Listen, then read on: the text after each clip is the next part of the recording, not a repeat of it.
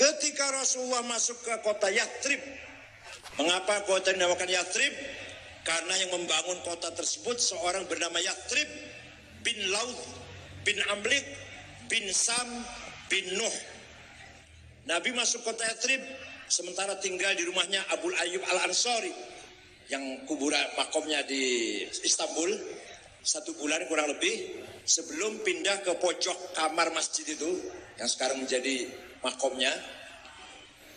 Nabi setelah melihat penduduk kota Yathrib terdiri dari beberapa unsur komponen, ada muslim pendatang namanya muhajirin yang karakternya lil fuqara il muhajirin alladzina ukhriju min diyarihim wa amwalihim yabtaguna fadlan min Allah ridwana wa yansurullah rasulah ulaika humus shadiqun. Mereka yang tadinya kaya, yang tadinya punya kedudukan, pindah meninggalkan desanya, pindah ke kota Yathrib, malah menjadi fuqara. Yang dicari apa? Yabtaguna fadlan min Allah wa ridwana wa yansurullah rasulah. Yang kedua, penduduk kota Yathrib pribumi, asli kelahiran Yathrib, 2 suku, Aus dan Khazraj, yang karakternya disebut dalam Al-Quran, walladzina tabawwa'ud dar wal imana min qablihim yuhibbuna man hajar ilaihim wa la yajiduna fi sudurihim hajatan mimma utu wa yathruna ala anfusihim walau kanu khassasah wa man yuqa shuhha nafsihi fa ulaika humul muflihun. Orang-orang yang telah menyiapkan segalanya, fasilitas, mental, kesiapan untuk menyambut kedatangan para migran muhajirin dengan tulus ikhlas, tidak punya kepentingan apa-apa. Itu namanya Ansor. Maka NU punya gerakan pemuda Ansor, dari situ asal mulanya.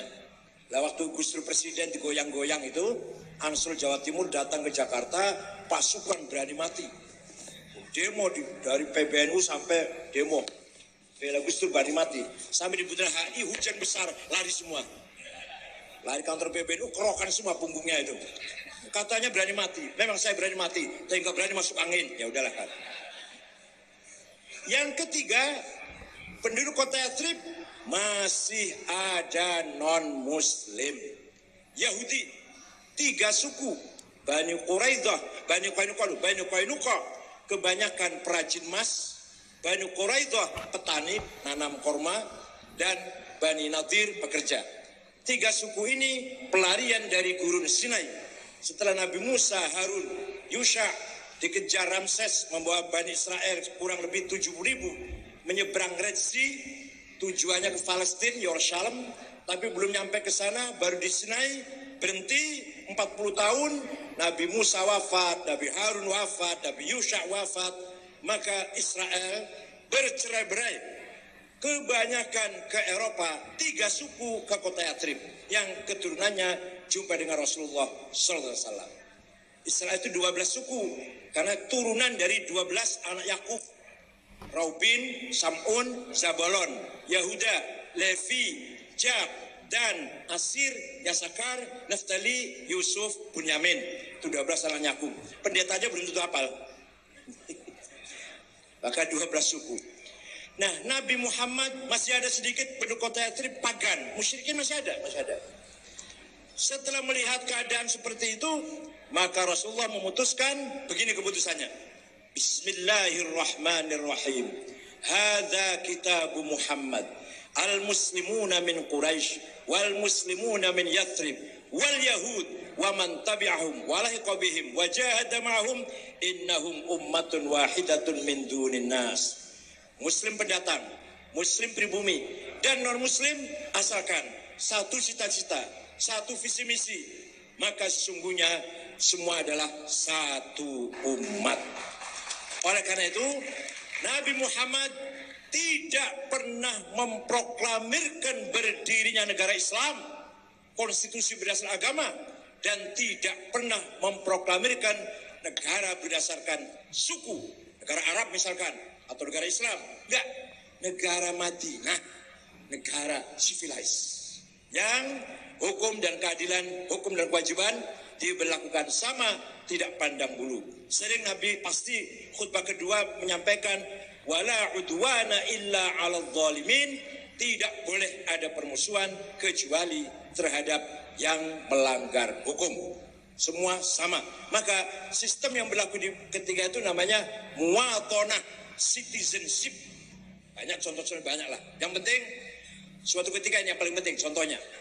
Ada seorang sahabat namanya Hasin al-Khazraji. Sod ya, Hasin Sod. Kalau si nanti Husain bacanya. Al-Hasin al-Khazraji punya anak tidak mau masuk Islam. Di lobi, dikandani, dinasehatin, dirayu, nggak mau. Rupanya habis sabarnya, ayah ngancam, saya bunuh kamu kalau nggak masuk Islam.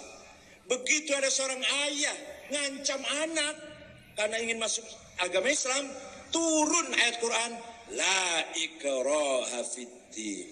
Tidak boleh ada teror dalam agama.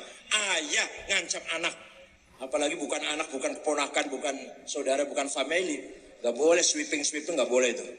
Teror nggak boleh. Ini ayah ngancam anak. Turun sababun nuzul, turunnya ayat la ikraha fiddin.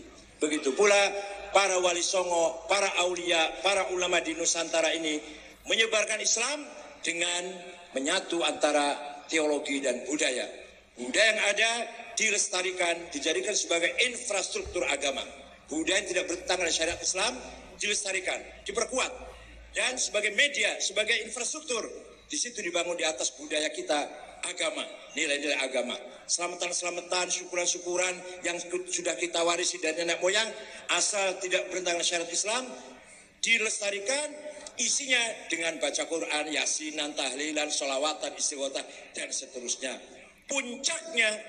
Puncaknya ijtihad siasi ulama-ulama Nusantara adalah Yai Hasyim Asy'ari mengatakan jargon yang terkenal, hubbul waton minal iman.